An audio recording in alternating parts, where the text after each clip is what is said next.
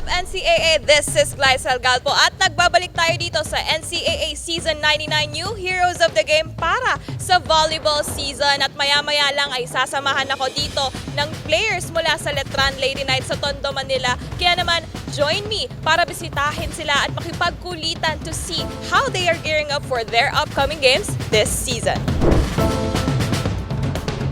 Kasama ko ngayon ang team captain ng Letran Lady Knights na si Julian Castro or si Jules. Paano nyo pinaghandaan itong season 99, especially for you as the team captain?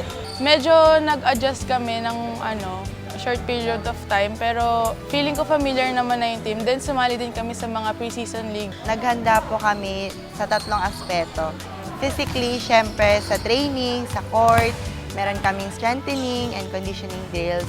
Mentally, lately, ina-advisean kami ni Coach O na i-practice yung pag-meditate namin para during sa court, like mga gipitan sa games, alam namin kung anong iisipin namin at saka uunahin namin.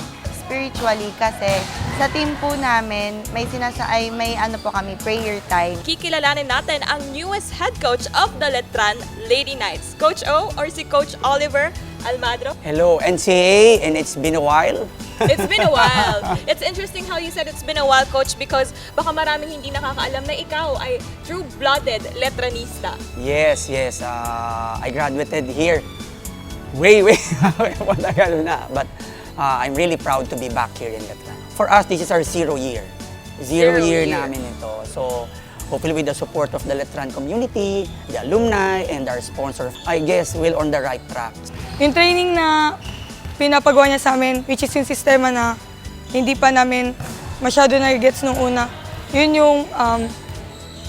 yung pinapasok niya sa amin kasi hindi kami sanay na, hindi pa kami ganun ka ayos ba kung ano yung pinapadap niyang system sa amin. The challenge ko po is makisabay po sa sistema dito kasi iba po kasi yung sa high school tsaka iba po yung level sa college.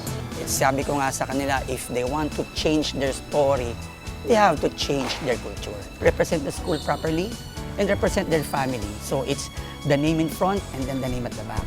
So if they will be thinking that way, I guess yung kultura nila is all for the glory of Letran. And syempre may ibalik sa Letran what Letran gives to them. Sino ang team to beat nyo? Or for you, this season, sino ang nilook forward mong makalaban, maka face-to-face sa court?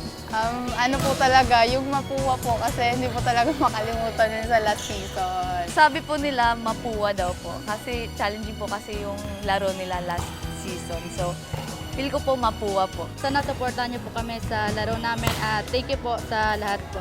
Umpisahan ko sa pagiging Arriba Letranista, yun muna. What I can say to those who supports us, the Letran community, with the sponsors, the Letran staff, students, please support us. This time, we will make sure that we will be working hard, passionately and intensely for the greater glory of Letran. And alam naman natin na we all have this resiliency value in us.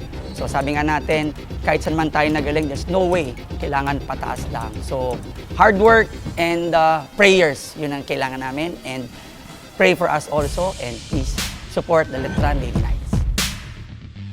There you have it, mga kapuso. Abangan natin ang Letran Lady Knights for the women's volleyball this season. Again, this is Glycel Galpo. See you in the games, mga kapuso.